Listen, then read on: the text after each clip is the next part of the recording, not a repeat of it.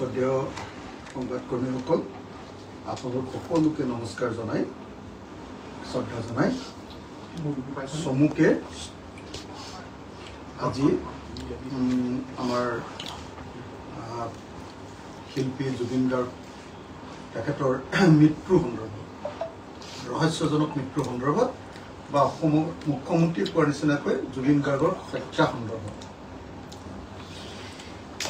যি তদন্ত চলি আছে সেই তদন্তই আচলতে ফলাফল দিবলৈ নিদিয়ে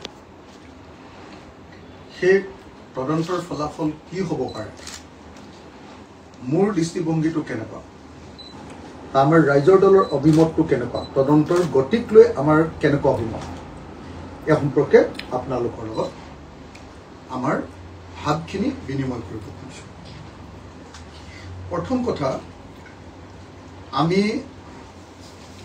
জুবিন গাৰ্গৰ ন্যায় জাষ্টিছ ফৰ জুবিন গাৰ্গ বুলি যে লিখি আছে সকলোৱে আমি জুবিন গাৰ্গৰ ন্যায় মানে দুটা বস্তু বুজি জুবিন গাৰ্গৰ ন্যায় মানে এক BNSSৰ 103 সেকশন তাৰ মানে জুবিন গাৰ্গক যদি হত্যা কৰিছে তেতিয়াহ'লে হত্যাকাৰীক লাইফ ইমপ্ৰিজনমেণ্ট দিয়া ডেথ সেন্টেন্স দিয়া বা ফাঁসী কাঠত ওলোমোৱা মৃত্যুদণ্ড দিয়া অথবা লাইফ ইমপ্ৰিজনমেণ্ট দিয়া এইটোৱে জুবিন গাৰ্গৰ প্ৰতি প্ৰকৃত ন্যায় যদিহে এইটো হত্যাকাণ্ড বুলি প্ৰমাণিত হয় অসমৰ মুখ্যমন্ত্ৰীয়ে যেহেতু এইটো হত্যাকাণ্ড বুলি কৈ থৈছে গতিকে জুবিন গাৰ্গৰ ন্যায় মানে হ'ব লাগিব অভিযুক্তসকলৰ মৃত্যুদণ্ড অভিযুক্তসকলৰ ফাঁসী আৰু অভিযুক্তসকলৰ যাৱজ্জীৱন কাৰাদণ্ড এই তিনিটাৰ ভিতৰত দ্বিতীয়তে যদি জুবিন গাৰ্গৰ মৃত্যুটো হত্যাকাণ্ড বুলি প্ৰমাণিত নহয় যদি হত্যাকাণ্ড বুলি প্ৰমাণিত নহয় যদিহে এইটো culpable homicide not amounting to murder হয় অৰ্থাৎ সেইটো হত্যাকাণ্ড নহয় কিন্তু মৃত্যুৰ ফালে ঠেলি দিয়া হয় তেতিয়াহ'লে আমাৰ ভাৰতীয় ন্যায় সংহিতাৰ সেকশন 105 105 নম্বৰ ধাৰা অনুসৰি লাইফ ইমপ্ৰিজনমেণ্ট যাৱজ্জীৱন কাৰাদণ্ড অভিযুক্তক যাৱজ্জীৱন কাৰাদণ্ড দিয়া হয় জুবিন গাৰ্গৰ প্ৰতি প্ৰকৃত ন্যায় মই ৰিপিট কৰি দিছোঁ প্ৰত্যেকজন অসমীয়া মানুহে যি জুবিন গাৰ্গৰ মৃত্যুৰ ন্যায় বিচাৰিছে যি হেশটেগ জাষ্টিছ ফৰ জুবিন গাৰ্গ লিখিছে প্ৰত্যেকজন মানুহৰ এই ন্যায়ৰ অৰ্থটো হ'ল সংজ্ঞাটো হ'ব লাগে যে যদি হত্যাকাণ্ড হৈছে জুবিন গাৰ্গৰ ওপৰত তেতিয়াহ'লে তেওঁক মৃত্যুদণ্ড দিব লাগে ফাঁসী কাঠত ওলাব লাগে বা যাৱজ্জীৱন কাৰাদণ্ড দিব লাগে আৰু যদি হত্যাকাণ্ড হোৱা নাই তেওঁ মৃত্যুৰ ফালে ঠেলি দিলে উপায় অভিযুক্তসকলে তেতিয়াহ'লে অভিযুক্তসকলৰ যাৱজ্জীৱন কাৰাদণ্ড জীৱনত আৰু কোনোদিন জেলৰ পৰা ওলাই আহিব নোৱাৰাকৈ জেলত ৰাখি থোৱা এইটোৱে হ'ব লাগে জুবিন গাৰ্গৰ প্ৰতি প্ৰকৃত ন্যায় আৰু এইটো যদি ন্যায় লাগে তেতিয়াহ'লে ভাৰতীয় ন্যায় সংহিতা বুলি আমাৰ নতুন যিখন IPC আগতে আমি IPC বুলি কৈছিলোঁ নতুন যিখন আইন আহিলে সেই আইনখনৰ সেকশন 105 লাইফ ইমপ্ৰিজনমেণ্ট অথবা হত্যাকাণ্ড যদি হৈছে সেকশন 103 ডেথ সেন্টেন্স বা লাইফ ইমপ্ৰিজনমেণ্ট এইটোৱে হ'ব লাগে জুবিন গাৰ্গৰ মৃত্যুৰ প্ৰকৃত ন্যায় এতিয়া আমাৰ SITয়ে যিটো তদন্ত কৰি আছে আমাৰ CIDয়ে যিটো তদন্ত কৰি আছে এই তদন্তত জুবিন গাৰ্গৰ অভিযুক্তসকলে সঁচাকৈ ডেথ সেন্টেন্স পাবনে মৃত্যুদণ্ড পাবনে ফাঁসী তেওঁলোকক দিয়া হ'বনে অথবা তেওঁলোকে যাৱজ্জীৱন জেলত থাকিবলগীয়া পৰিস্থিতি হ'বনে হ'ব নেকি এইটোৱে হ'ল প্ৰকৃত অৰ্থত হিমন্ত বিশ্ব শৰ্মা চৰকাৰে জুবিন গাৰ্গৰ মৃত্যুৰ ন্যায় দিছে নে নাই এইটোৱে হ'ব মূল কথা যদি জুবিন গাৰ্গৰ মৃত্যুৰ সঁচাকৈ ন্যায় দিবলৈ হয় তেতিয়াহ'লে এই দুটাৰ ভিতৰত এটা হ'বই লাগিব এতিয়া আমি আপোনালোকক তদন্ত প্ৰক্ৰিয়াৰ মাজলৈ তদন্ত প্ৰক্ৰিয়াটো যেহেতু বিদেশত হৈছে মই আপোনালোকক জনাব খুজিছোঁ আপোনালোক সকলোৱে চাগে জানে যে তদন্ত প্ৰক্ৰিয়া যদি বিদেশত হয় তেতিয়াহ'লে ভাৰতৰ সংবিধানৰ ভাৰতৰ BNSSৰ ভাৰতীয় ন্যায়িক সংহিতাৰ ধাৰা 208 সেকশন 208ৰ অধীনত বিচাৰ হ'ব লাগে 208 offenses committed outside India by citizen of India আমাৰ ভাৰতৰ এজন নাগৰিকে যদি ভাৰতবৰ্ষৰ বাহিৰত এনেকুৱা ধৰণৰ হত্যাকাণ্ড বা এনেকুৱা ধৰণৰ ঘটনা ঘটাইছে তেতিয়াহ'লে 208 সেকশনৰ অধীনত এটো তদন্ত কৰিব লাগে আৰু যেতিয়া এনেকৈ যেতিয়া ভাৰতীয় মানুহ এজনে বা ভাৰতৰ বাহিৰৰ মানুহ এজনে কৰিবলৈ হ'লে আকৌ যদি ভাৰতৰ বাহিৰৰ মানুহ এজনে সিংগাপুৰত এতিয়া দুটা সেকশন জড়িত হৈছে এটা হ'ল ভাৰতীয় মানুহ অসমৰ প্ৰবাসীসকল অসমৰ পৰা যোৱাসকল আৰু হয়তো তাত ইয়াতখনৰ মানুহকো তাত জড়িত কৰিবলগীয়া হ'ব গতিকে বিদেশীও থাকিব যদি বিদেশী থাকে তেতিয়াহ'লে কি হ'ব তেতিয়াহ'লে আমি আৰু দুখন চুক্তি আৰু দুটা বস্তু ইয়াত জড়িত কৰিব লাগিব দ্য এক্সট্ৰাডিশ্যন এক্ট 1962 এক্সট্ৰাডিশ্যন এক্ট 1962 এখন আৰু দ্বিতীয়তে হ'ল MLAT তাৰ মানে মিউচুৱেল লিগেল এছিষ্টেন্স ট্ৰিটি আমাৰ ভাৰতবৰ্ষই বেলেগ দেশৰ লগত এই এনেকুৱা ধৰণৰ কিহৰ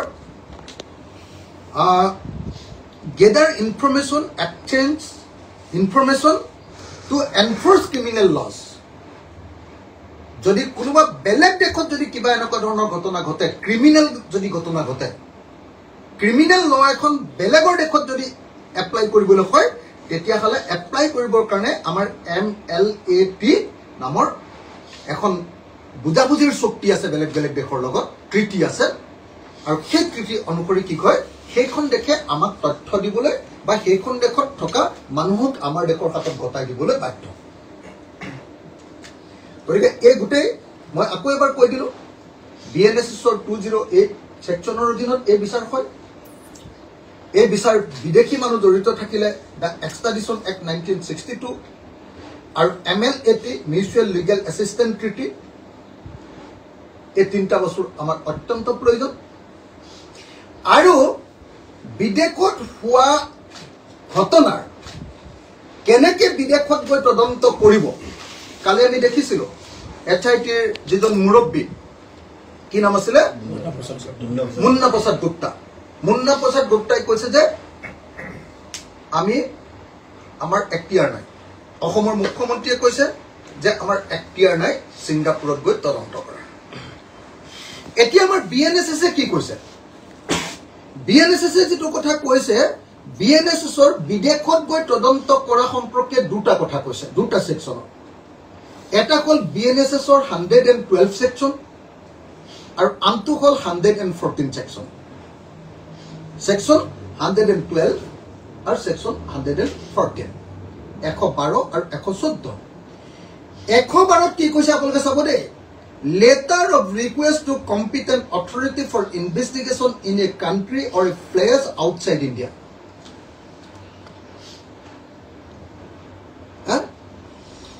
এটা মই প্ৰথমতে তাৰ আগতে 112 তো কোৱাৰ আগতে এটা কথা কৈ আহো যে 208ত কি কৈছে মই কৈছো যে বিদেশত তদন্ত কৰিবলৈ 208 সেকশনৰ ভিতৰত তদন্তটো আৰম্ভ কৰিব লাগিব 208ত কৈছে যে যদি বিদেশত এনেকুৱা ধৰণৰ ঘটনা ঘটিছে সেই গোচৰটো বিচাৰ কৰিবলৈ হ'লে ট্ৰেল আৰম্ভ কৰিবলৈ হ'লে কোৰ্টে যদি কেছটো লৈ আগবঢ়াবলৈ কয় তেতিয়াহ'লে কি কৰিব লাগিব তেতিয়াহ'লে চেন্ট্ৰেল গভৰ্ণমেণ্টৰ প্ৰিভিয়াছ পাৰমিশ্যন লাগিব previous sanction of the central government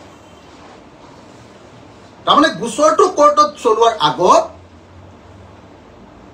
central গভৰ্ণমেণ্টে permission দিব লাগিব যেনেকৈ আমাৰ ওপৰত UAPA লগাইছিলে দেশদ্ৰোহীৰ গোচৰ লগাইছিলে তেতিয়া আমাৰ ওপৰত গোচৰ চলাবৰ কাৰণে চেন্ট্ৰেল গভৰ্ণমেণ্টৰ পৰা পাৰ্মিশ্যনটো আনিব লাগে ঠিক তেনেকৈ ইয়াতে কি হ'ল গোচৰ চলাবৰ কাৰণে এতিয়া চেন্ট্ৰেল গভৰ্ণমেণ্টৰ পৰা পাৰ্মিশ্যন আনিব লাগে 208 এক নম্বৰ গতিকে প্ৰথম কথা আমাৰ ষ্টেট গভৰ্ণমেণ্টে চেন্ট্ৰেল গভৰ্ণমেণ্টৰ পাৰ্মিশ্যন অনাটো অপৰিহাৰ্য এক নম্বৰ 2 নম্বৰ সেকশন 112 কি কৈছে মই যদিও এই বাক্যটো অকমান দীঘলীয়া মই পঢ়ি দিলে অসমৰ সব মানুহ আৰু আপোনালোক সাংবাদিকসকল 100% ক্লিয়াৰ হৈ যাব যে কেনেকৈ ছিংগাপুৰত গৈ তদন্ত কৰিব লাগিব letter of request to competent authority for investigation in a country or place outside India ভাৰতবৰ্ষৰ বাহিৰত যদি তদন্ত কৰিব লাগে তেতিয়া হলে letter of request অনুৰোধ পত্ৰ কেনেকৈ দিব লাগে 112 সেকশন 112 1 এই কালি মুকেশ সাহু কি কয় মুকেশ সাহু কি আছিল মুন্না প্ৰসাদ গুপ্তা CIDৰ হেড আৰু হেৰিয়াৰো হেড SITৰো হেড মুন্না প্ৰসাদ গুপ্তাই যেটো কথা কৈ আছে যে আমাৰ বিদেশত গৈ তদন্ত কৰাৰ কোনো অথৰিটি নাই হেতুৰ উত্তৰটো আপোনালোকে চাব দেই 112 if in the course of an investigation into an offense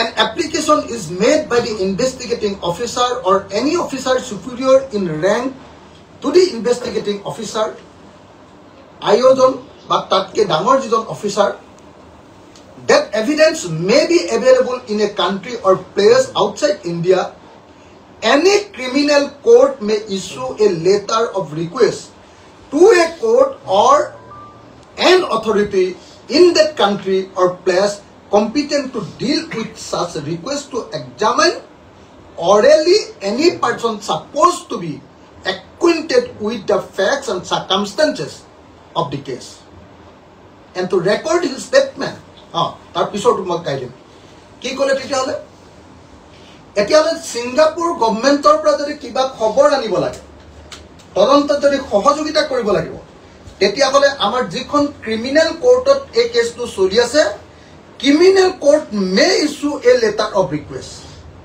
to the court or authority or an authority in that country কথাটো বুজিলা না আমাৰ মুন্না প্ৰসাদ গুপ্তাই পঠিওৱা চিঠিখনৰ কাম নহব আমাৰ CID এ পঠিওৱা চিঠিখনৰ কাম নহব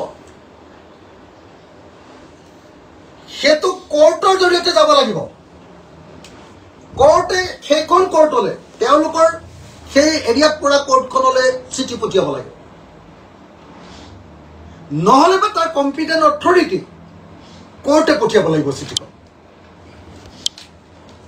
তেতিয়াহে ছিংগাপুৰ গভৰ্ণমেণ্টে আপোনাৰ সহযোগিতা কৰিব এতিয়া আপোনালোকে কালি নিশ্চয় শুনিছিলে যে মুন্না প্ৰসাদ গুপ্তা ডাঙৰীয়াই কৈ আছে যে আমি এতিয়ালৈকে দুবাৰ চিঠি পঠিয়ালো প্ৰথম ঘটনা ঘটুতে হোম মিনিষ্ট্ৰীলে পঠিয়ালো আৰু তাৰ পিছত কি কৈছে আকৌ এবাৰ পঠিয়ালো অহা নাই কিন্তু আহিব লাগিব এনেকৈ কৈছে নিশ্চয় আমি সহাৰি পাম হোম মিনিষ্ট্ৰীৰ পৰা হেৰিয়ালে পঠিয়ালে বুলিও আমি গম পাইছো বুলি কৈছে কি কয় তো হাই কমিশনৰ অফিচলৈ পঠিয়ালে বুলিও কৈছে হেতু আমি গম পাইছো এনেকৈ কৈছে কিন্তু মই আপোনালোকক জনাব খুজিছো যে অসম চৰকাৰ যে সিৰিয়াস নহয় বিদেশত হোৱা এনেকুৱা ধৰণৰ গোচৰৰ ক্ষেত্ৰত লেটাৰ অফ ৰিকুৱেষ্ট যে কোৰ্টেহে পঠিয়াব লাগে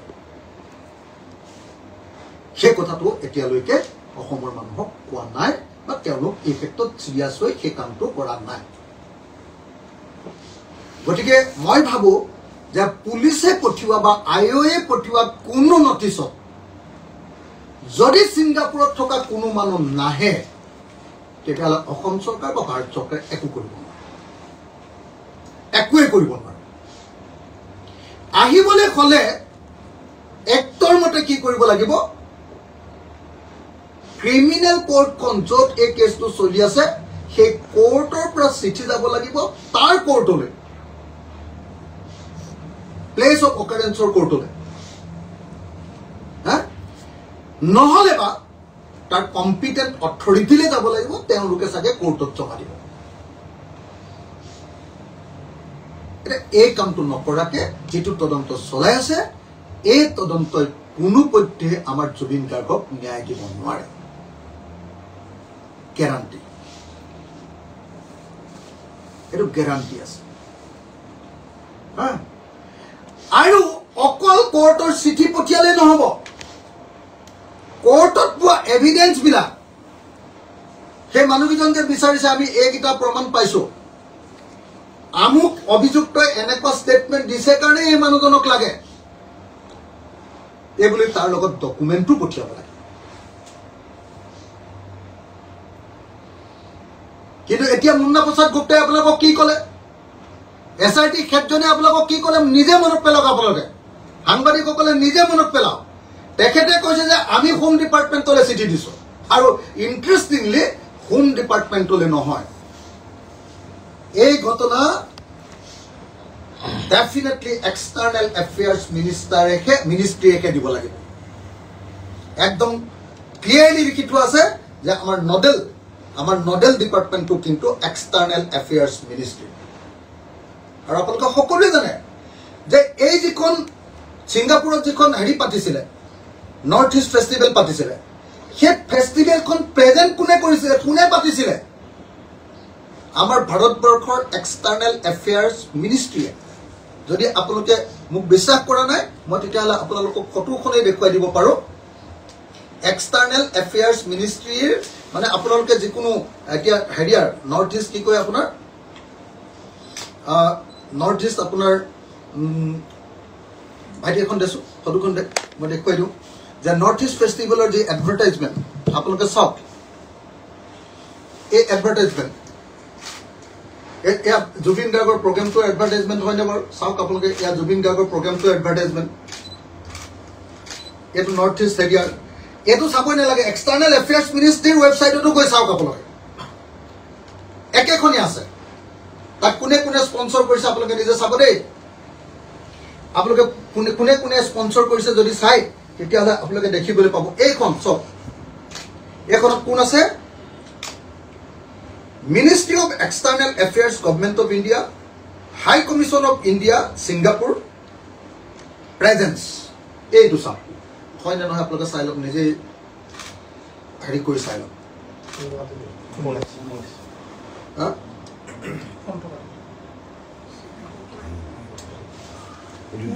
আপোনালোকে নিজে চাওক। এই ফেষ্টিভেলটো আজি আমি চবে শ্যাম কানুক ধৰি আছো, হয় শ্যাম কানু একদম অপৰাধী হয়, কি কয় অভিযুক্ত হয়, কিন্তু এই এক্সটাৰ্নেল এফেয়াৰ্ছ মিনিষ্ট্ৰীয়েহে এখন পাতিছিলে মিটিংখন পাতিছিলে কোনে? মিটিংখন পাতিছিলে হাই কমিশ্যন অফ ইণ্ডিয়া ছিংগাপুৰে, প্ৰেজেন্স।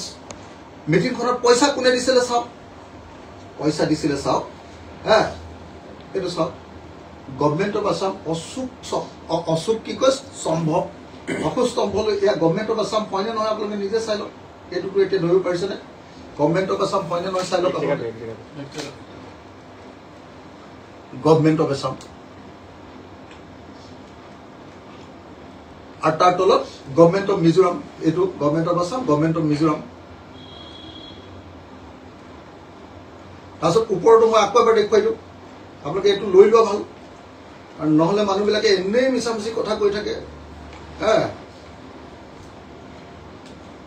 চব এই মিটিংখন কোনে কোনে পাতিছিলে চব, প্ৰেজেন্স বুলি আছে নে নাই চাই লওক না, চবেই এতিয়াতো দেখিব পাৰিছে আপোনালোকে। মিটিংখন পাতিছে এক্সটাৰ্নেল এফেয়াৰ্ছ মিনিষ্ট্ৰীয়ে, ministry of external affairs and কি কয় আপোনাৰ high commission of India Singapore, presence. হয়নে নহয় চব? এইটো দুইটাতে আছে, আপুনি নিজে চাওক। এক্সটাৰ্নেল এফেয়াৰ্ছ মিনিষ্ট্ৰীৰ আপুনি 19 তাৰিখৰ হেৰিটো চাই লওক, যিদিনা কেঞ্চেল কৰিছে হেৰিখন, কেঞ্চেলো কৰিছে দেই এইখন হেৰি প্ৰগ্ৰেম, এই কালচাৰেল প্ৰগ্ৰেমটোহে অকল কেঞ্চেল কৰিছে, অকল কালচাৰেল প্ৰগ্ৰেমটো কেঞ্চেল কৰিছে। তাত আপোনালোকে চাই লওক, এক্সটাৰ্নেল মিনিষ্ট্ৰীৰ ৱেবছাইটটোত চাই লওক, এবাৰ খুলি লওক, হয়নে নহয়। এতিয়া আমাৰ আকৌ আমাৰ আকৌ একদম হেডজনে, এনকুৱাৰীৰ হেডজনে কি বুলি কৈ আছে, এনকুৱাৰী হেডজনে কৈ আছে যে আমি হোম মিনিষ্ট্ৰীলৈ চিঠি পঠিয়াইছোঁ। হোম মিনিষ্ট্ৰী নডেল মিনিষ্ট্ৰী নহয়। যদি হোম মিনিষ্ট্ৰীলৈ তেওঁলোকে পঠিয়াইছেও, হোম মিনিষ্ট্ৰীয়ে এক্সটাৰ্নেল এফেয়াৰ্ছ মিনিষ্টাৰ জৰিয়তেহে পঠিয়াব লাগে।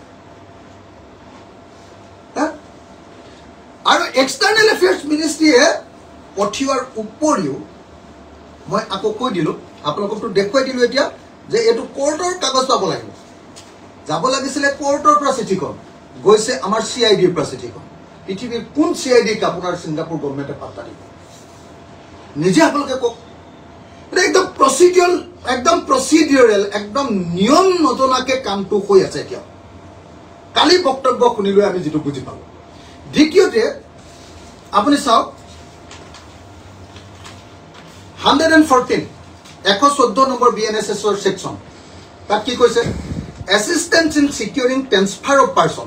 এই যে মানুহক যে তাৰ পৰা লৈ আহিব লাগিব, সেইটোত কি কৰিব লাগিব আপুনি শুনি ল'ব দেই। Where a court in India, where a court in India in relation to a criminal matter desires, কোনে ডিজায়াৰ কৰিব লাগিব, কোনে বিচাৰিব লাগিব, কোনে court of to a criminal, কি কয়, a court of India, ইণ্ডিয়াৰ এখন কোৰ্টে বিচাৰিব লাগিব। Desires that a warrant for a arrest of any person to attend or produce a document or other things issued by it shall be executed any place in a contracting state, সেইখন দেখত it shall send such warrant in duplicate in such form to such court, তালে পঠিয়াব লাগিব such court, সেইখন কোৰ্টলৈ পঠিয়াব লাগিব। জাজ or magistrate through such authority as the central government may by notification specify in this behalf, and that court, judge, magistrate, as the case may be, shall cause the same to be executed. নিজে পঢ়ি লওক আপোনালোকে। তাৰপিছত আৰু ছাবছেকশ্যন আৰু দুটা আছে, মই গাই নাথাকোঁ। গতিকে আপোনালোকে নিজে দেখিছে যে এই তদন্ত একো ভাওনাত পৰিণত কৰিছে। এই তদন্তৰ জৰিয়তে আমাৰ জুবিন দাই ন্যায় নাপায়। ইচ্ছাকৃতভাৱে বোধহয় এই কাম কৰি থকা হৈছে, নহ'লে যদি অজ্ঞতাবশত কৰিছে তেতিয়াহ'লেতো এই অফিচাৰ্ছবিলাকক জেলতে দিব লাগে। ইমান নজনা অফিচাৰ্ছে কি ইমান ডাঙৰ তদন্ত কৰিবলৈ আহিছে? আমাৰ যুগৰ আটাইতকৈ ডাঙৰ শিল্পীজন, যাৰ কাৰণে গোটেই অসমৰ মানুহ কান্দি আছে, সেই মানুহজনৰ তদন্ত কৰিছে আৰু কৈছে যে আমি হোম মিনিষ্ট্ৰীলৈ লিখিছোঁ। আৰে তোমালোকৰ হোম মিনিষ্ট্ৰীলৈ লিখা চিঠি কোন ছিংগাপুৰে ৰিপ্লাই দিব? দুবাৰ তোমালোকে চামন পঠিয়ালা, নটিচ পঠিয়ালা, ৰেছপন্স কৰিলে, নকৰে। কাৰণ নিয়মটো কি? ইয়াৰ পৰা কোৰ্টৰ পৰা দিব লাগিব। যদি কোৰ্টৰ পৰা যায়, মিউচুৱেল এগ্ৰিমেণ্ট ট্ৰিটি অনুসৰি তেওঁলোকে ইনফৰমেশ্যন দিবলৈ বা মানুহ পঠিয়াবলৈ বাধ্য। গতিকে মই আকৌ এবাৰ ৰিপিট কৰি গোটেই কথাকেইটা এটা কৈ দিছোঁ যে জুবিনদাৰ ন্যায় প্ৰদানৰ যিটো প্ৰক্ৰিয়া, এই প্ৰক্ৰিয়াটোত ন্যায় মানে হ'ল দুটাই ন্যায় হ'ব পাৰে। জুবিনদাৰ প্ৰতি ন্যায় মানে হ'ল ভাৰতৰ যিখন আগতে IPC আছিলে, আজিকালি BNSS বুলি কয়, BNSSৰ 103 ধাৰা অনুসৰি পানিছমেণ্ট অফ ডেথ বা ফাঁচিকাট বা লাইফ ইমপ্ৰিজনমেণ্ট, যদিহে তেওঁক হত্যাকাণ্ড কৰা বুলি প্ৰমাণিত হয়। যদি হত্যাকাণ্ড নহয়, culpable homicide not amounting to murder, মানুহজন মাৰা নাই, হত্যা কৰি দিয়া নাই, কিন্তু হত্যাৰ কাৰণে, মৃত্যুৰ কাৰণে ঠেলি দিলে, তেতিয়াহ'লে কি হ'ব? তেতিয়াহ'লে লাইফ ইমপ্ৰিজনমেণ্ট। তাৰমানে যিবিলাক আমাৰ অভিযুক্ত, সেই অভিযুক্তবিলাকে হয় মৃত্যুদণ্ডৰ নিৰ্দেশ পাব লাগিব কোৰ্টৰ পৰা, নহ'লে লাইফ ইমপ্ৰিজনমেণ্ট। এই দুটাই হ'ব একমাত্ৰ আমাৰ জুবিন গাৰ্গৰ প্ৰতি ন্যায়। কিন্তু সেই ন্যায় পাবৰ কাৰণে তেওঁলোকে যিটো নিয়মৰ মাজেদি যাব লাগে, নিয়মকেইটা কি? BNSSৰ নিয়মকেইটা হ'ল 208, বিদেশৰ লগত কেনেকৈ কথা বাৰ্তা পাতিব লাগে, ভাৰতবৰ্ষৰ বাহিৰত কেনেকৈ কথা পাতিব লাগে, বিদেশত ঘটা ঘটনাটো কেনেকৈ কৰিব লাগে, তাৰ পুৰা 208 ছেকশ্যনত লিখি থোৱা আছে। BNSS 208। তাৰ পাছত কেনেকৈ চিঠি পঠিয়াব লাগে বিদেশলৈ, সেই কথাটো লিখা আছে BNSS 112, য'ত লিখি থোৱা আছে যে আমাৰ কম্পিটেণ্ট কোৰ্টেহে সেই চিঠিখন পঠিয়াব পাৰে। এতিয়া আমাৰ CID চিঠি পঠিয়াই আছে কোন ডিপাৰ্টমেণ্টলৈ পঠিয়াব লাগিব? এক্সটাৰ্নেল এফেয়াৰ্ছৰ জৰিয়তে। দুইটা প্ৰক্ৰিয়া হ'ল। তাৰ পাছত যদি মানুহ আনিব লাগে, তাৰ পৰা মানুহ ধৰি আনিব লাগে, ছেকশ্যন 114 114 নম্বৰ ধাৰা অনুসৰি কোৰ্টৰ পৰা ৱাৰেণ্ট যাব লাগিব, কোৰ্টৰ ৱাৰেণ্ট।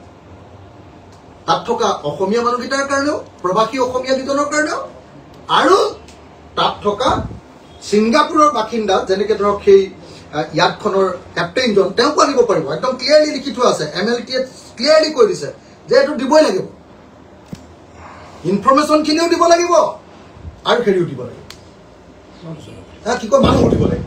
MLT-ত পুৰা লিখি থোৱা আছে, দিবই লাগিব। আমাৰ ইয়াতো কিবা ঘটনা আছিলে তেওঁলোককো দিব লাগিব, এইটো লিখি থোৱা আছে, দিবই লাগিব। তাৰ কাৰণে মই আকৌ ক'লো দুখন গুৰুত্বপূৰ্ণ নথি, এখন হ'ল দ্য এক্সট্ৰাডিশ্যন এক্ট 1962 বন্দী প্ৰত্যৰ্পণ,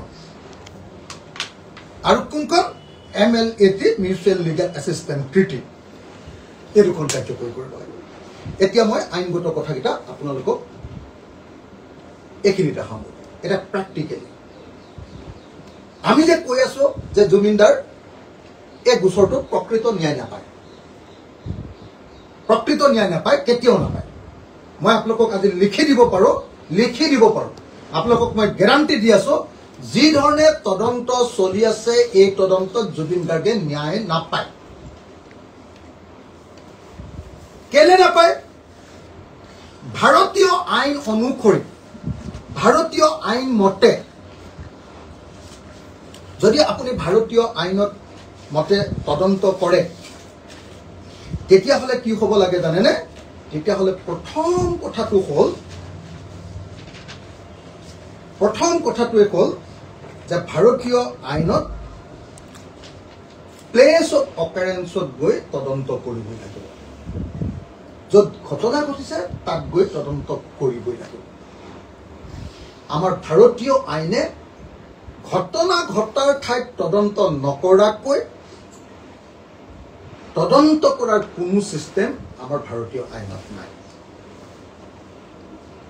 কিন্তু এতিয়ালৈকে আপোনালোকে নিশ্চয় দেখিছে যে ছিংগাপুৰলৈ গৈ তদন্ত কৰাৰ এখতিয়াৰ আমাৰ নাই বুলিহে মুখ্যমন্ত্ৰীও কৈ আছে, আৰু SITৰ চিফজনেও কৈ আছে যে আমাৰ তদন্ত কৰাৰ অধিকাৰী নাই, এখতিয়াৰেই নাই বুলি কৈছে, কৰ্তৃত্বই নাই বুলি কৈছে। এইটো মিছা কথা, কৰ্তৃত্ব পুৰা আছে। মই কেনেকৈ কৰ্তৃত্ব আছে আপোনালোকক অলপ আগতে দেখুৱাই আহিলো। এক্সট্ৰাডিশ্যন এক্ট 1962, MLAT, এই দুখনৰ জৰিয়তে আৰু ভাৰতীয় আইন ব্যৱস্থাৰ জৰিয়তে কেনেকৈ যাব লাগিব তাৰ কাৰণে দেখুৱাই আহিলো। কৰ্তৃত্ব আছে। এতিয়া কৰ্তৃত্ব আছে যে এই যে প্লেচ অফ অকাৰেঞ্চলৈ যে যাব লাগিব ভাৰতীয় আইন অনুসৰি, CRPCৰ ক'তো এনেকুৱা চিষ্টেম নাই যে প্লেচ অফ অকাৰেঞ্চত নোযোৱাকৈ তদন্ত কৰিব পাৰে। কোনোবাই কৈ আছে হেৰি হ'ব নেকি তদন্ত, কি বুলি কৈছে, অনলাইনত হ'ব নেকি তদন্ত, কি কৈ আছে, ভিডিঅ' কল কৰি হ'ব নেকি? পৃথিৱীৰ কোনো আইনত এইটো নাই। প্ৰথমতে তদন্তটো হ'ব লাগিব, তদন্ত, এনকুৱাৰী, ইনভেষ্টিগেশ্যন। এতিয়া এই ইনভেষ্টিগেশ্যন কৰিবলৈ হ'লে য'ত ঘটনা ঘটিছে তালৈ যাব লাগিব, প্ৰথম নাম্বাৰ 1। তালৈ গৈ এই যে এজন মানুহৰ পৰা ষ্টেটমেণ্ট ল'ব, ষ্টেটমেণ্টটো যে ল'ব, ষ্টেটমেণ্টটো লওঁতে এওঁলোকে কৈ আছে যে আমাৰতো অধিকাৰ নাই, তেওঁলোকে যি দিব আমাক সেইটোৱে ল'ম। সেইটো নহয়। ষ্টেটমেণ্টটো তেওঁলোকৰ অফিচাৰে ল'ব, আমাৰ অফিচাৰ সন্মুখত বহি থাকিব। আমাৰ অফিচাৰৰ সন্মুখত এই ঘটনা হ'ব, তেতিয়া সেইটো বিজ্ঞান হ'ব। কিন্তু এতিয়ালৈকে কি কৈ আছে অসম চৰকাৰৰ গা এৰা দিয়া মনোভাৱ যে আমাৰ কৰ্তৃত্ব নাই। মুখ্যমন্ত্ৰীও কৈছে কি কৰ্তৃত্ব নহয়, কি বুলি কৈছে এক্টিয়াৰ নাই। আমাৰ কৰ্তৃত্ব মানে অসমীয়াটো কৰ্তৃত্ব এক্টিয়াৰ নাই। মুখ্যমন্ত্ৰীয়েও কৈছে আৰু আমাৰ chief of the investigation officer তেওঁ কৈছে যে আমাৰ এক্টিয়াৰেই নাই। গতিকে মই ভাবোঁ যে জুবিন গাৰ্গৰ এই তদন্তই কেতিয়াও ন্যায় নাপায়। নাম্বাৰ 1। নাম্বাৰ 2, যিকোনো এজন আপুনি এডভোকেটক সোধক, যি ক্ৰিমিনেল কেছ কৰে, যি হত্যাকাণ্ডৰ কেছ বা এনেকুৱা মানুহৰ মৃত্যু ঘটাৰ কেছ কৰে, যিকোনো এজনক কওক, সোধক আপুনি যে হত্যাকাণ্ড বা মৃত্যুৰ ঘটনাত ইনভেষ্টিগেশ্যন অফিচাৰে গৈ স্কেটছ মেপ আঁকিবই লাগিব।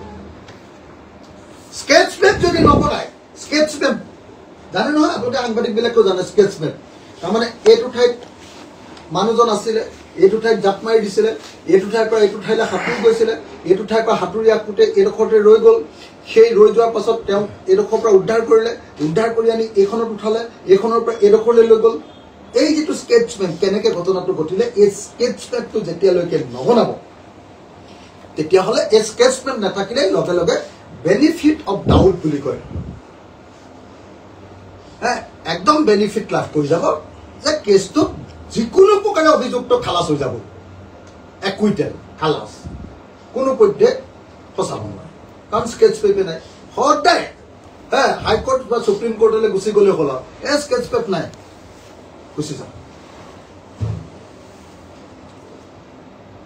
কথাটো বুজিলে? গতিকে মই আপোনালোকক এটাই কথা ক'লো, সেইটো লাগিব। তৃতীয়তে, এই গোটেই তদন্তটো কৰিব লাগিব চেণ্ট্ৰেল গভৰ্ণমেণ্টে। ষ্টেট গভৰ্ণমেণ্টৰ কিন্তু অথৰিটি নাই। আপোনালোকে মই আইনখন পঢ়ি থাকোঁতে নিশ্চয় সুধিছিলে চেণ্ট্ৰেল গভৰ্ণমেণ্টে কৰিব লাগে, সেইকাৰণে চেণ্ট্ৰেল গভৰ্ণমেণ্টৰ পৰা পাৰ্মিশ্যন। আমাৰ CID এনেই তদন্তটো কৰিব পাৰিব, কিন্তু তদন্ত কৰোঁতেও তালৈ যাওঁতে ইণ্ডিয়ান অফিচাৰক আমি লগত লৈ যাবই লাগিব, চেণ্ট্ৰেল গভৰ্ণমেণ্টক লগত লৈ যাবই লাগিব। সেইকাৰণে আমি বাৰম্বাৰ কৈ আছো যে এই তদন্ত যদি কৰিবলৈ কয় বিদেশত, তেতিয়াহ'লে এইটো কোনে কৰিব লাগিব? CBI। পৃথিৱীত CBI চবে চিনি পায়, CBI বুলি এটা এজেঞ্চি আছে। আমাৰ CID গ'লে মানে আপুনি নিজে ভাবক যে CID গৈ ছিংগাপুৰত তদন্ত কৰিব পাৰিব, চিষ্টেমটোৱে নাজানে, বাদেই দিয়ক, তাক পাৰিব নেকি? CBI তদন্ত কেলে বিচাৰিছিলে হেৰিয়ে, আপোনাৰ কি নাম কয়, এইটো মহন্ত, শ্যামকানু মহন্তই যে CBI তদন্ত বিচাৰিছিলে, তেওঁ গম পাইছিলে যে অসমত যদি তদন্ত কৰিবলৈ হয় তেওঁ মাৰ খাই মৰিব, গতিকে CBI তদন্ত কৰিবলৈ তেওঁ বাচি যাব। আৰু তেওঁ CBI তদন্ত হ'লে এইটোতো প্লেচ অফ অকাৰেঞ্চ যিহেতু তাতে, গতিকে দিল্লীতো কেছটো হ'ব পাৰে, তেওঁ বাচি যাব। কিন্তু যেতিয়া এওঁলোকে দেখিলে যে নহয় অসম চৰকাৰে যিটো তদন্ত চলিছে এইটো ভেকু ভাওনা, এইটোত একুইটেল তেওঁলোকে পাবই, তেতিয়া তেওঁলোকে কোৰ্টৰ পৰা কেছটো উঠাই লৈ আহিলে। শ্যামকানু মহন্তই কোৰ্টৰ পৰা কেছটো উঠাই লৈ, ঠিক আছে অসম গভৰ্ণমেণ্টৰ তদন্তই ভাল, বুজিছেনে? কেলে তদন্তটো যে ভুল পথেৰে গৈ আছে এই কথাটো DGP থকা ঘৰখনে নজনাকে পৃথিৱীত কেতিয়াও নাথাকে। গতিকে এই ঘৰখনে কি কৰিলে, সুপ্ৰিম কোৰ্টৰ পৰা কেছটো উঠাই লৈ। আমাৰ মুখ্যমন্ত্ৰীয়ে কথাবিলাক বুজি নাপায় বা ইচ্ছাকৃতভাৱে এই গোটেই বছৰটোত শ্যামকানুক ৰেহাই দিবৰ কাৰণে আল্টু ফাল্টু কথা কৈ আছে। এতিয়া আটাইতকৈ ডাঙৰ কথা,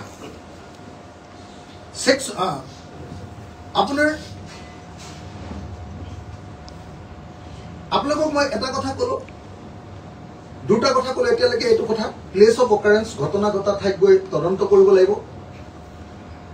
2 নম্বৰ কথাটো ক'লো, তদন্ত এলেকাত স্কেটছ মেপ কৰিব লাগিব। 3 নম্বৰ কামটো কি কৰিব লাগিব জানে নে নাই? 3 নম্বৰ কামটো এই ইয়াচ্ছৰ কেপ্টেইনজনৰ হেৰিটোতো আনিবই, CCTV কেমেৰাটোতো আনিবই লাগিব, ফুটেজটো। ইয়াচ্ছৰ কেপ্টেইনজনৰ ষ্টেটমেণ্ট লোৱাটো বাধ্যতামূলক, নহ'লে এনেই বাচি যাব কেছটো। ইয়াচ্ছত থকা আন মানুহবিলাকৰ ষ্টেটমেণ্ট লোৱাটো বাধ্যতামূলক, নহ'লে এনেই বাচি যাব তেওঁ। ৰেস্কিউ টিমটো এই যে উঠাই আনিছে জুবিন গাৰ্গক, সেই টিমটোত যিবিলাকে ৰেস্কিউ কৰিছিলে তেওঁলোকৰ ষ্টেটমেণ্ট ল'বই লাগিব। তেওঁলোকেতো কৈ আছে যে নাই আমি ছিংগাপুৰৰ মানুহৰতো কোনো হেৰি ল'বলৈ আমাৰ অধিকাৰ নাই। আৰে য'ত ঘটনাটো ঘটিছে, যাত মানুহজন যে মৰিছে, মানুহজনৰ যে মৃত্যু ঘটিছে, যিজন মানুহে উদ্ধাৰ কৰি আনিছে তেওঁ ষ্টেটমেণ্ট ল'বই লাগিব। উদ্ধাৰ কৰি আনি যে তেওঁক যে আপোনাৰ এনেকে এনেকে এনেকে এনেকে বহুত যে হেৰি কৰে পাম্পিং যে কৰিছে, সেইটো কৰা মানুহকেইজনৰ ষ্টেটমেণ্ট ল'ব লাগিব। পুলিচ যিবিলাকে উদ্ধাৰ কৰিবলৈ আকৌ ৰেস্কিউ টিম আৰু পুলিচ তেওঁলোকৰ ল'ব লাগিব। এম্বুলেন্সখনৰ মানুহজনৰ ষ্টেটমেণ্ট ল'ব লাগিব। কোন সময়ত মৰিলে সেইটো ষ্টেটমেণ্ট ল'ব লাগিব।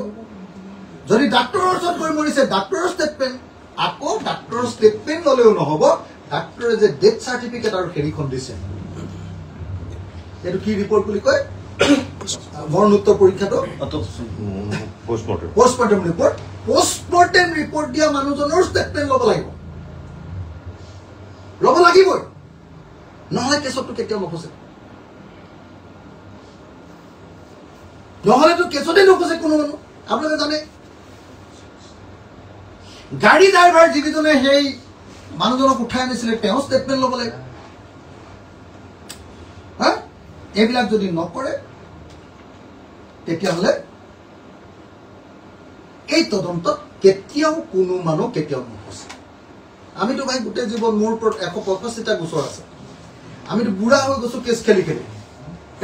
আমাক যিমান বিজেপি চৰকাৰে কেছ লগাইছে আজিৰ দিনটো পৰ্যন্ত, মই MLA ক'লো যিকোনো এজন MLA নিজৰ কেছকেইটা উঠাই ল'লেহেঁতেন, চৰকাৰৰ লগত বুজাবুজি কৰি নিজৰ কেছকেইটা উঠাই ল'লেহেঁতেন। মোৰ 165টা কেছেই খেলি আছো ন, তাৰে কিছু একুইণ্টেলো পাইছো, এইটো বেলেগ কথা।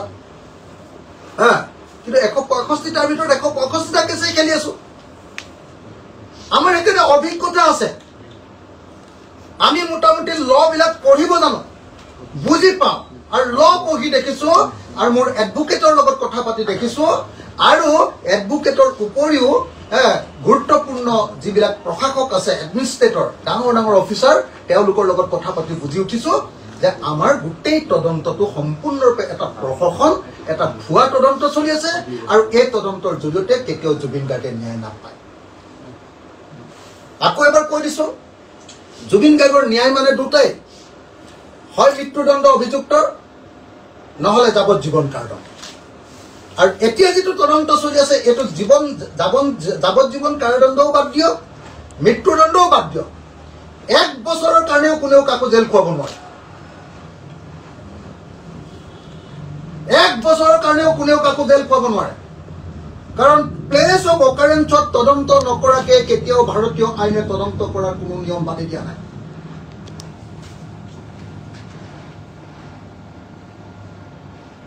স্কেচপেন নকাকে কোনো মৃত্যু বা হত্যাকাণ্ডৰ ঘটনা তদন্ত কৰাৰ কোনো নজিৰ ভাৰতীয় আইনত নাই, বিচাৰ ব্যৱস্থা। ঘটনা ঘটা ঠাইত মানুহবিলাকৰ ষ্টেটমেণ্ট নোলোৱাকে সেই তাৰ পৰা কিবা এটা CCTV কেমেৰা ফুটেজ পঠিয়াই দিব, তাৰ ওপৰত ভিত্তি কৰি অভিযুক্তক শাস্তি দিয়াৰ ঘটনা পৃথিৱীত ক'তো হোৱা নাই আৰু ক'তো নহয়। গতিকে যিসকলে সঁচা সঁচিকে জুবিন গাৰ্গৰ ন্যায়ৰ কাৰণে লাগি আছে তেওঁলোকে কথাটো বুজিব লাগে। ন্যায় মানে কি? ন্যায় মানে হ'ল হয় মৃত্যুদণ্ড অভিযুক্তৰ, নহ'লে যাৱজ্জীৱন কাৰাদণ্ড। তাতকে যদি কমাই দিয়ে তেতিয়াহ'লে বুজিব লাগিব যে জুবিন গাৰ্গৰ প্ৰতি ন্যায় দিব খোজা নাই। আৰু এতিয়া যিটো চলি আছে তাত ন্যায়টো পাব নে নাপাব? মই কম যে এতিয়া যিটো তদন্ত চলি আছে তাত মই 10ৰ ভিতৰত 0 দিম, ন্যায় নাপায়, 0। কেলে? তাৰ কাৰণে যিটো প্ৰচেছত তদন্ত কৰিবৰ কাৰণে যাব লাগে থ্ৰু কোৰ্ট, সেই প্ৰচেছ এতিয়ালৈকে অৱলম্বন কৰা নাই। 1 নম্বৰ, চেণ্ট্ৰেল গভৰ্ণমেণ্টৰ পাৰ্মিশ্যন বাৰু 2 দিনৰ পিছত ল'লে বুলি ধৰিলো, কিন্তু প্লেচ অফ অকাৰেঞ্চত গৈ তদন্ত কৰা, স্কেচ পেন পকা, তাত গৈ ষ্টেটমেণ্ট লোৱা, এইটো নকৰাকে পৃথিৱীৰ কোনো হত্যাকাণ্ড, পৃথিৱীৰ কোনো মৃত্যুদণ্ডৰ ঘটনাত কেতিয়াও কাকো জেল দিব নোৱাৰে, শাস্তি দিব নোৱাৰে। মই লিখি দিছোঁ আপোনালোকক, আজি লিখি দিছোঁ। তদন্ত যদি এনেকৈ হয়, এই প্ৰেছ মিটৰ পাছত যদি তদন্ত বদলি নহয়, অসমৰ মানুহে যদি এই প্ৰেছ মিটৰ পাছত যদি তদন্ত সঠিক দিশত আগবঢ়াবলৈ গভৰ্ণমেণ্টক যদি হেঁচা নিদিয়ে, এনেই জুবিনৰ অনুৰাগী কৈ থাকিলে নহ'ব। হে, বহুত অনুৰাগী আকৌ কৈ আছে বোলে আমি পলিটিচিয়ানবিলাকে মাত মাতিব নালাগে। আমি যদি মাত মাতিব নালাগে, কোনে মাত মাতিব? তোমালোকে গভৰ্ণমেণ্টৰ বিৰুদ্ধে মাতেই নামাতা।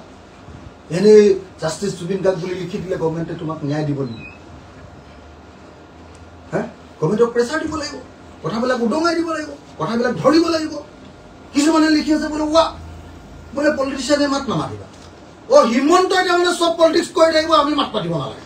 সেইটোৱে, হিমন্তক তুমি মাত নামাতিবা বুলি কোৱাচোন একবাৰ চাওঁ। মই চাওঁ তোমাৰ কথা শুনে নে নুশুনে। আমিতো তোমালোকে কোৱা মতে একো মতা নাই।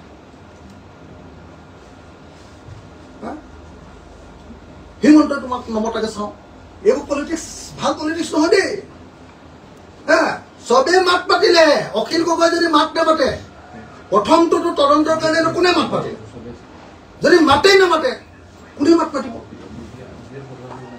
বা ইজন বা সিজনে যদি মাত নামাতে, কোনে মাতিব? সেইকাৰণে মই আপোনালোকক এটা কথা কৈ দিলোঁ যে সঁচাকৈ জুবিন গাৰ্গৰ তদন্তৰ যদি প্ৰকৃত ন্যায় পাব লাগে, তেতিয়াহ'লে সেই তদন্তৰ ন্যায় পাবলৈ হ'লে স্পষ্ট ৰূপত অসম চৰকাৰক হেঁচা প্ৰয়োগ কৰিব লাগিব। এনে জুবিনৰ অনুৰাগী কৈ থাকিলে নহ'ব। যদি সঁচাকৈ তদন্তৰ ন্যায় পাব লাগে, চৰকাৰক হেঁচা দিব লাগিব, সঠিক তদন্ত কৰিবলৈ বাধ্য কৰিব লাগিব, কোৰ্টৰ জৰিয়তে নটিচ জাৰি কৰিবলৈ বাধ্য কৰিব লাগিব, আৰু প্লেচ অফ অকাৰেঞ্চলৈ গৈ ভালকে তদন্ত কৰাৰ ব্যৱস্থা কৰাব লাগিব। কেৱল আৰু কেৱল তেতিয়াহে প্ৰকৃত তদন্ত। কিন্তু এই চৰকাৰে তদন্ত কেতিয়াও সঠিককৈ কৰিব বুলি মই নাভাবোঁ। কেলে? যিবিলাকে জাষ্টিছ ফৰ জুবিন গাৰ্গ বুলি লিখিছে, তেওঁলোককো ধৰি নি থানাত ৰাম কোবন দিছে। যিবিলাকে প্ৰতিবাদ কৰিবলৈ আহিছে, তেওঁলোকৰ মূৰটো ফালি দিছে। যিবিলাকে প্ৰতিবাদ কৰিবলৈ আহিছে, হাতখন ভাঙি দিছে। অলপ আগতে হেৰি দাসৰ মাকে ফোন কৰিছিলে, কি কয় আমাৰ ভিক্টৰ দাসৰ। ভিক্টৰৰ ওপৰত ইতিমধ্যে NSA লগাই দিলে। আপোনালোকে চাগে নিউজে কৰা নাই এতিয়ালৈকে। কালি ভিক্টৰৰ ওপৰত NSA লগাই দিলে। অকল ভিক্টৰৰ ওপৰতে লগাইছে, বেলেগ কাৰো ওপৰত লগা নাই। ভিক্টৰৰ ওপৰত কালি নে পৰহি লগালে। কালি মোক ফোন কৰিছিলে, আজি মোক ক'লে পৰহি লগালে। ভিক্টৰৰ ওপৰত NSA লগাই দিলে।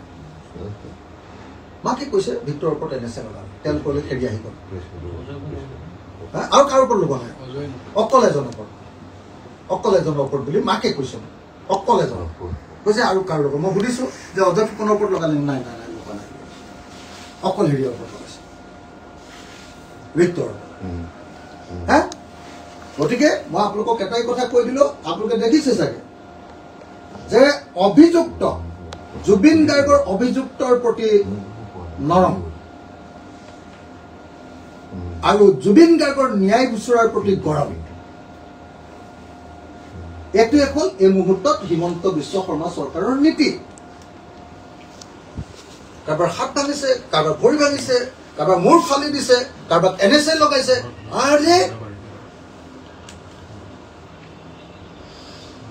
আৰে কি পৰিস্থিতি হৈছে। গতিকে মই আপোনালোকক অনুৰোধ কৰিছো যে জুবিন গাৰ্গৰ যদি প্ৰকৃত ন্যায় পাব লাগে, আমি ৰাজপথলৈ ওলাব লাগিব, আমি মাত পাতিব লাগিব, আমি প্ৰতিবাদ কৰিব লাগিব, চৰকাৰক হেঁচা দিব লাগিব। হেঁচা দিয়াৰ ঢেৰ নিয়ম হ'ব পাৰে, বেলেগ বেলেগ নিয়মেৰে হেঁচা দিয়ক। হেছটেগ জুবিন গাৰ্গটো এটা নিয়ম হ'ব পাৰে, কিন্তু সেইটোতো কেতিয়াও সিদ্ধান্ত নাহে বুলি মই কনফাৰ্ম।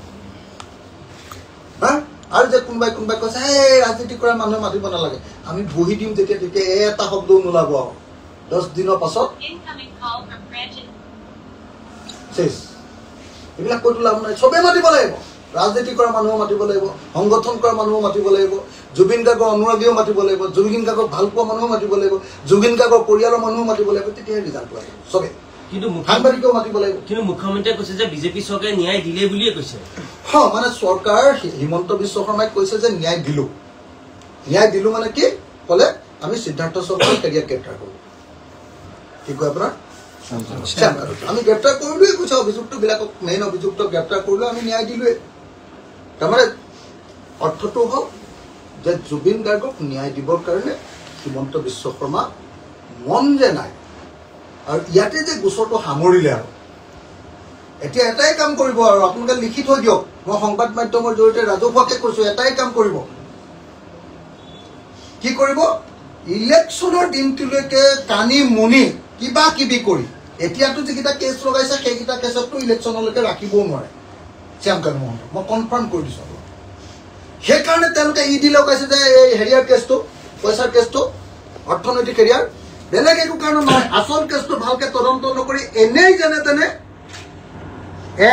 যেনে তেনে তেওঁলোকে ইলেকশ্যনৰ সময়লৈকে খালি ৰাখি থব আৰু ইলেকশ্যনৰ পিছদিনা খুটুককে ওলাব ৰাকেশ পাল যে ওলাই গ'ল কোনোবা এতিয়া মনত ৰাখিছে নেকি কিবা শাস্তি হ'ল নেকি এই যে APSC কেলেংকাৰীত যে গোটেই কেলেংকাৰীত কৰা অফিচাৰবিলাকে আকৌ চাকৰি পাবৰ কাৰণে যে অৰ্ডাৰ দি দিলে এটা কোনোবা অসমত কিবা প্ৰতিক্ৰিয়া হৈছে নেকি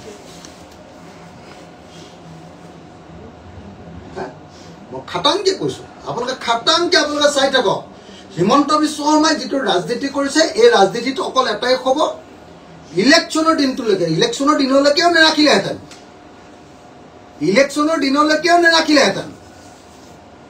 ইলেকশ্যনৰ দিনটোলৈকে এতিয়া মানুহে যিটো বেয়া পাব ভোট ভাগিব ইলেকশ্যনৰ দিনলৈকে যেনে তেনে ইহঁত দুটাক ৰাখি থব আৰু ইলেকশ্যনৰ পিছত ফুটুমকে ওলাই যাব কোনো গমো নাপাব আৰু তাৰপিছত দেখিব যে কোনোবা দিন বিজেপিৰ পৰাই ইলেকশ্যন খেলিছে তেওঁলোকক ৱাশ্বিং মেচিনটোত সোমাব আৰু এইফালেদি ওলাব আৰু আকৌ পদুম ফুলত তেওঁ আকৌ MLA হয় নহয় চাব আপোনালোকে এইফালেদি সোমাব ৱাশ্বিং মেচিনত ইফালেদি ওলাব ইফালেদি পদুম ফুল লৈ এনেকে আহি যাব হয় নহয় চাব এইটোৱে বেলেগ একো নাই এই তদন্তৰ ৰিজাল্ট এইটোৱে হয় নে নহয় আপোনালোকে চাই ল'ব হয় নে নহয় মই কোৱা কথাবিলাক বহুতে বেয়া পায় এই বেছি কয় বুলি কয় হয় নে নহয় আপোনালোকে চাই ল'ব প্ৰত্যেকটো কথা APSC যি কৈছিলোঁ উত্তৰ কাছাৰ কেলেংকাৰী আৰিজ খান কলৈ গ'ল এতিয়া আৰিজ খান কলৈ গ'ল হিমন্ত বিশ্ব শৰ্মাই কেলে CBI দিব খোজা নাই কেলে মোক ফচাব কৈছে যে ইহে CBI বিচাৰিছে আৰু হাইও খুজিছে কি কয় শ্যাম কানুও খুজিছে বুলি কেলে কৈছে CBI নিদিয়ে CBI নিদিলে তদন্ত নহ'ব একোৱেই নহ'ব মই কৈ দিলোঁ একোৱেই নহয় তদন্ত CBI দিলেতো ইণ্টাৰপল লগাই অলপ কিবা কিবি কৰিব পাৰিব নহ'লে একো নহয় সেইকাৰণে মই ভাবোঁ যে জুবিন গাৰ্গৰ ন্যায় বিচৰা প্ৰত্যেকজন নাগৰিকে কথাবিলাক বুজি উঠা দৰকাৰ আৰু মোৰ পিনৰ পৰা ৰাইজৰ দলৰ তৰফৰ পৰা আমাৰ অভিমত ব্যক্ত কৰি দিলোঁ পিছত আকৌ আমাক কৈ আছে যে পলিটিচিয়ানবিলাকে মাত পাতিব নালাগে আমি নেমাতি মুখখন বন্ধ কৰি দিম পিছত ক'ব কোনে এইবিলাক কথা কোনে কওঁ মই বাৰু পলিটিচিয়ান নহয় মই বাৰু আন্দোলনকাৰী যাক কয় কি মইতো বাৰু হেৰি সংগ্ৰামী মানুহ তেওঁলোকৰ মতে আন্দোলনজীৱী মই বাৰু হেৰিয়ে গতিকে মইতো বাৰু মোক নক'বলৈ ক'লেও লাভ নাই মইতো যিটো ক'ব লাগে কমেই পৃথিৱীত মোক কোনেও ৰখাব নোৱাৰে আপোনালোকে জানে মই য'ত ক'ব লাগে কমেই আৰু ভাল পায় বেয়া পায় সেইটো কোনো একো লাভ নাই হিমন্ত বিশ্বই আটাইতকৈ বেয়া পাইছে মই কথা কোৱাৰ কাৰণে মই আৰু ক'ত কেয়াৰ কৰা মানুহ বুঢ়া হ'লো আৰু খেতিয়ে কৰিবলৈ হ'ব বুঢ়া বয়সত আৰু এতিয়া প্ৰতিবিলাক আছে গতিকে এইখিনি কথাই ক'লোঁ ধন্যবাদ মোৰ কথাখিনি শেষ হৈছে আপোনালোকৰ কিবা প্ৰশ্ন থাকে